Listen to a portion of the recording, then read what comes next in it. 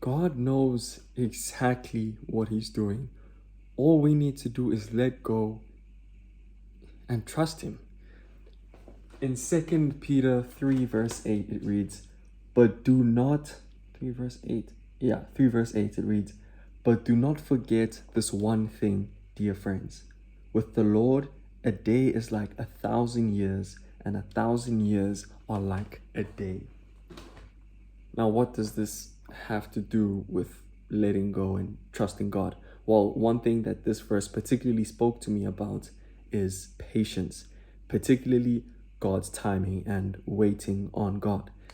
Now, it's funny, us as humans, well, let me just say me. I think, or when I was first getting into my faith, I always thought, okay, I'm gonna pray and I'm gonna maybe get this thing from God now, maybe get it later. But at some point, I'm probably going to get it. And it's going to happen, and it's going to happen exactly when I need it to happen. It's going to happen exactly when I want it to happen. Now, maybe, yes, it may happen when I need it to happen.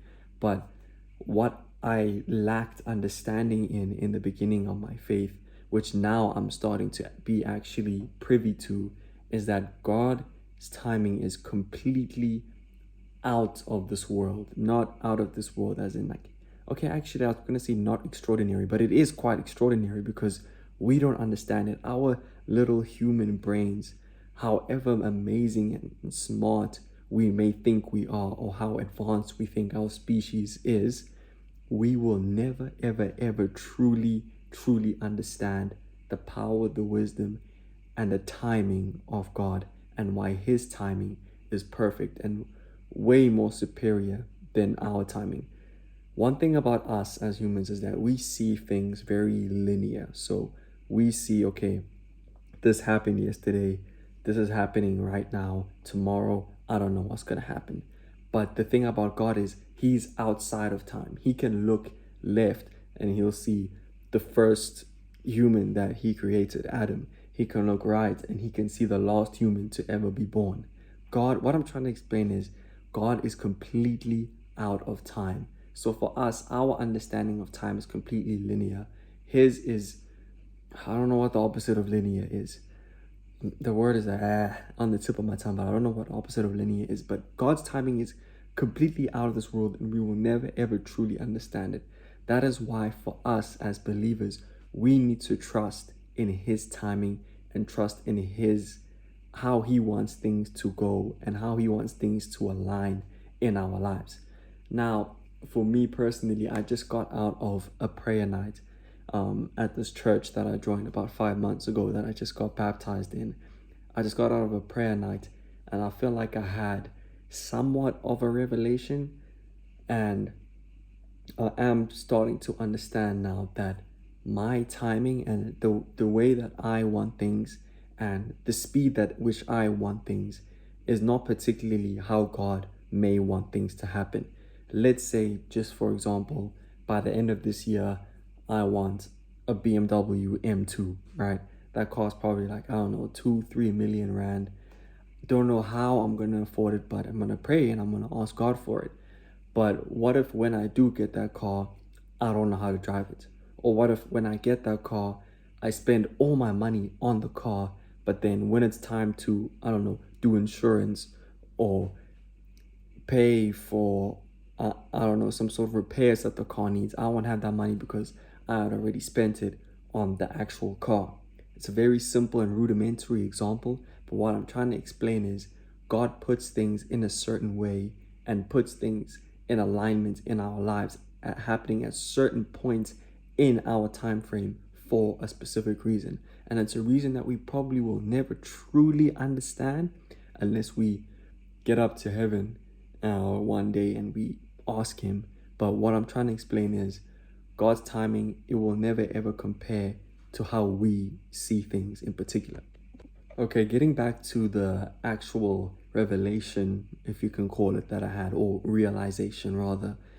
God just put two words into my head while I was praying out of nowhere. Those two words were instant gratification. Now, I know that is probably nowadays a trigger word for I don't know, a multitude of things. I know when sometimes when you're scrolling on TikTok or Instagram, you see people speaking about instant gratification and like you need to do a dopamine detox and all that kind of stuff. I'm not going to speak about that here. I'm just going to relate this to my experience with Christ and hopefully bring you closer to Him with this realization that I had. So, back to instant gratification. Obviously, when you scroll through your phone, you're always getting these little hits of dopamine, which obviously make you happy and they keep on making you scroll. It's so easy to scroll. You just, swipe up, you get another hit of dopamine, swipe up, get another hit of dopamine.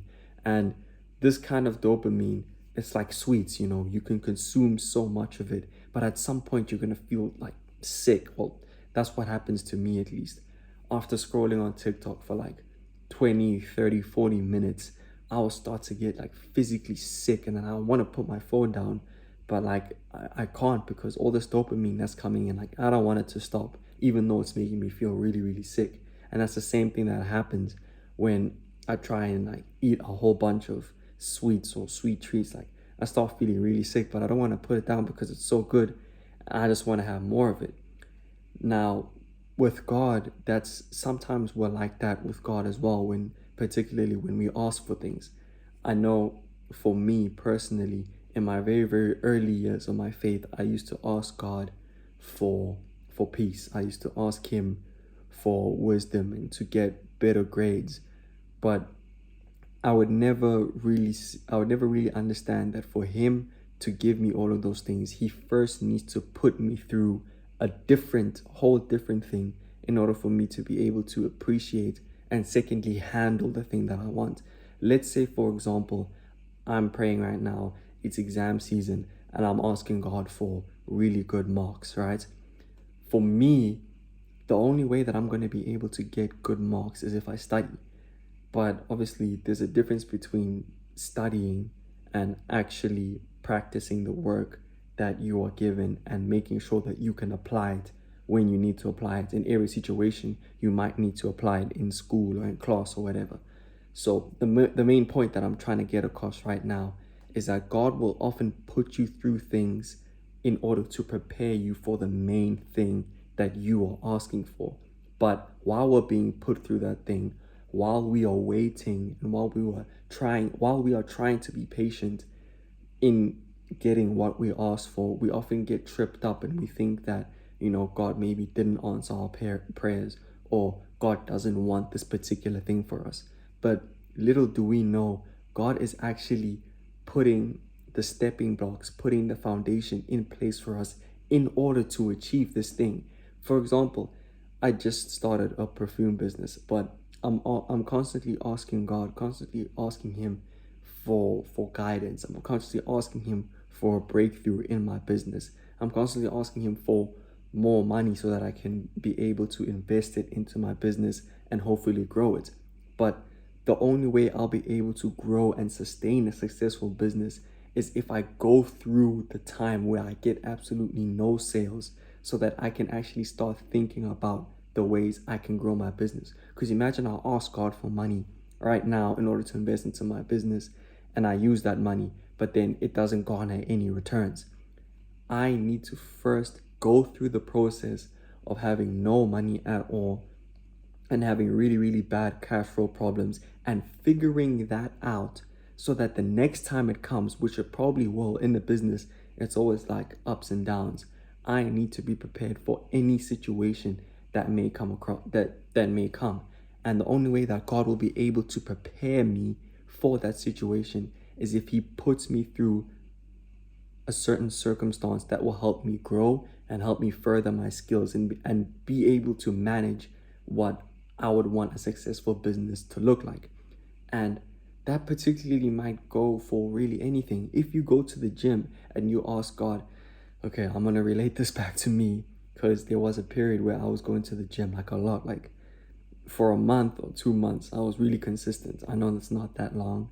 That's probably why I'm not going to show my muscles or lack thereof. But there was a time where I was really trying to be consistent and I was praying and I was asking for God, please, Jesus, may I gain weight, may I gain some muscle.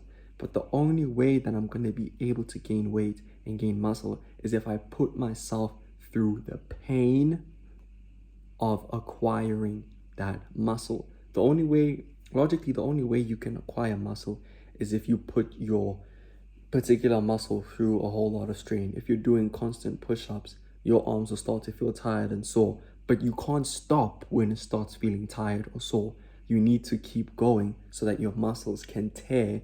And once you get through that first phase of pain and that muscle tightness, then afterwards you will start feeling like, you're bigger in that moment. And then obviously it'll go back down, but then afterwards, when you recover, and if you recover properly as well, you will gain bigger muscles. And obviously that is something that takes a whole lot of time, unless you want to take shortcuts and use steroids, which is something I do not endorse or promote or anything like that. But the main gist of this message that I'm trying to bring across, I don't want to take up too much of your time, is that you need to trust God to put you through certain processes so that you will be able to manage and acquire and grow the skills that you need in order to make sure that whatever you're asking for, you can sustain it. And that is the most important thing that I'm learning, and that is what God is teaching me right now in my faith. Remember, I'm only 5 months in to my baptism and to me sacrificing my life to Christ. And I just want to share these things that I'm learning step by step on the road to you, so that in case you're in this position, or in case you may get to that position, you'll understand that God is on your side. God is not against you at all. If you come to Him with pure intentions, a pure heart, and wanting to really get closer to Him and build a deeper connection with Him, He will reciprocate that energy. Remember, the door is always open for us. We just need to go right into it. And this whole message that I'm trying to bring across right now is that God knows exactly what He's doing. He's got His own processes. He's got His own just ways of doing things that we most of the time won't even really understand. To this day, I don't understand why God did the things that He did, but I can sort of comprehend, okay, if I didn't start this way, I wouldn't have been able to keep it up or end this way, something like that. So the main gist that I'm trying to bring across before I end this off is that we need to trust God, and not just trust God in a way that we have no other option. He needs to be our main option. He needs to be the person that we come to every single day for each and every one of our problems. And we need to trust and believe, and most importantly, have faith that He will get us through it in the right time. I forgot what the verse is, but I think it's Isaiah or something of that nature, where God says that at the right time, I will make this happen. And that couldn't be any more true, because that is a promise that God continues to make on and on and on in my life.